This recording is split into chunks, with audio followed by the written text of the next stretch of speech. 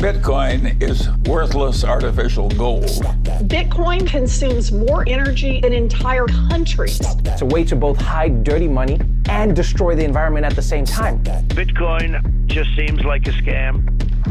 Stop that. And so I regard the whole business as antisocial, stupid. We've got debit cards. It isn't like we don't have a payment system. Stop that. Deal in Bitcoin and won't shut the fuck up about Bitcoin? You're money-hungry opportunists. Stop that. This is the FUD Buster line. Please leave your name, your FUD, and your response after the beep. Hey Max, this is Econo Alchemist. The FUD I would like to bust today is that mining Bitcoin at home is not profitable and that you would be better off using the money you spent on electricity to just buy Bitcoin at an exchange. My response to that is, although this narrative stems from events leading up to the 2017 bull market peak and later reinforced during the 2018 bear market valley, the fact of the matter is that a lot has changed since then and old narratives die hard. So what has changed? First and foremost, ASIC efficiency, which can be measured by how much hash rate you get for watts consumed. The most popular miner in 2017 was the Antminer S9. This miner could produce about 13 terahash for about 1200 watts, or in other words, roughly 92 watts per terahash. Today's new generation miners can produce 110 terahash for about 3200 watts, or about 29 watts per terahash. That's more than 3 times the efficiency gain. Second of all, the Bitcoin spot price is a lot different today. Going from $4,000 to $19,000 in Q4 of 2017, many people were rushing to get their hands on S9 Bitcoin miners, sometimes paying as much as $3,000 for one. By the end of Q1 2018, the spot price was back down to $6,800, and it dropped even further going out the rest of the year to $3,200 at one point. This meant that anyone who was mining with an S9 in October 2017 was generating about 142,000 sats per day. Or in other words, if they paid the US national average of 13 cents per kilowatt hour, then they spent $3.75 per day on electricity for about $5.70 worth of Bitcoin. Fast forward a couple months to December 2017, and the S9 was generating about 88,300 sats per day, or in other words, spending about $3.75 in electricity would earn you about $17 worth of Bitcoin. However, by the end of 2018, the amount of hash rate on the network had just kept increasing, even though the price kept going further and further down. As the overall network hash rate increased, mining rewards for existing miners with a static input to the network saw their rewards shrink more and more. In fact, by December 2018, the S9 was only generating about 22,000 sats per day, or in other words, about 88 cents worth of Bitcoin. And at a cost of $3.75 per day in electricity, it didn't make sense anymore. Fast forward to today, and the Bitcoin spot price has increased 10 times since the 2018 bear market. The third thing that has changed is that the overall network hash rate has increased more than 5 times since the 2018 bear market.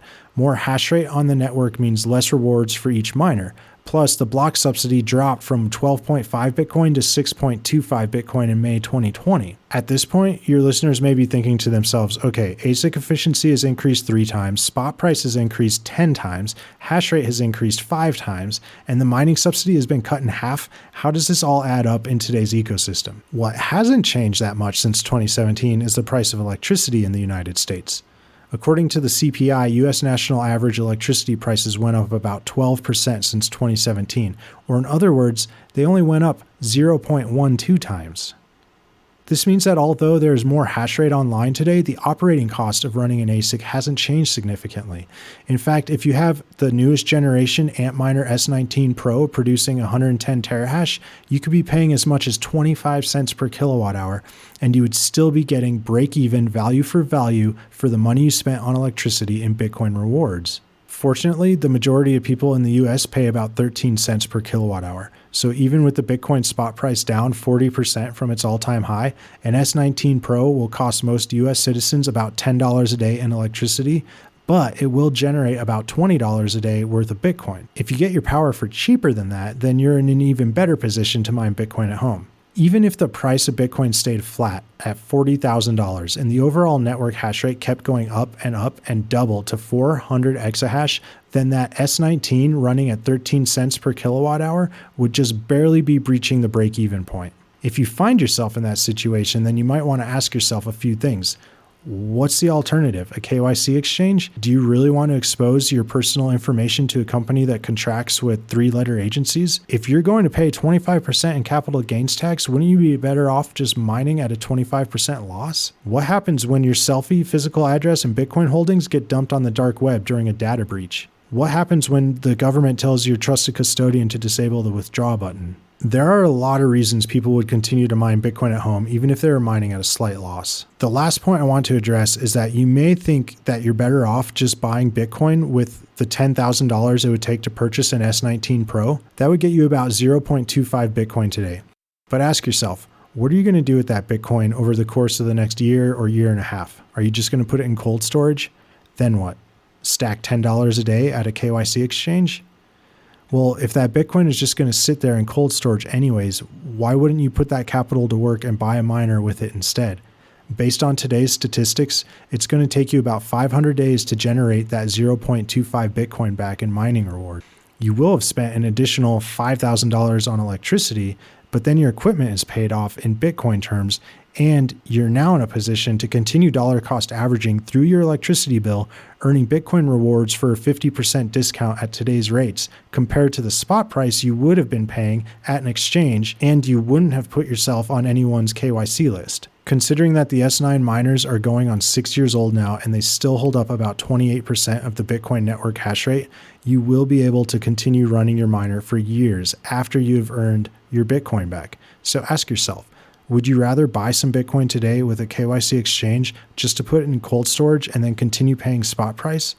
Or buy a miner today, stack non-KYC Bitcoin anonymously, and then be set up to keep stacking at a discount? Based on the information available today, after 1,000 days, you'll either have 0.375 KYC Bitcoin or you'll have 0.5 non-KYC Bitcoin. I hope that this has been thought-provoking and helped clear up some confusion about mining Bitcoin at home. Thanks for listening, and if you can think of someone who has thrown this exact FUD at you, maybe over the dinner table, maybe when Bitcoin price is down over Christmas, and they throw it in your fucking face, you can send them this file. If you're listening to this and you can think of some more FUD that needs destroying, email me or write to me on Twitter. You can suggest someone you think would be great for battling the FUD as well.